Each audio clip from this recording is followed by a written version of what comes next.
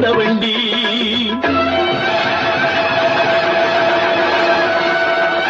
தென்னை கனிந்தொரு தேங்காய் கொடுத்தது செட்டி முருகனுக்கே. தென்னை கனிந்தொரு தேங்காய் கொடுத்தது செட்டி முருகனுக்கே. அதில் இன்னும் 1 லட்சம் போட்டுடைத்தார் அந்த இன்ப தலைவனுக்கே.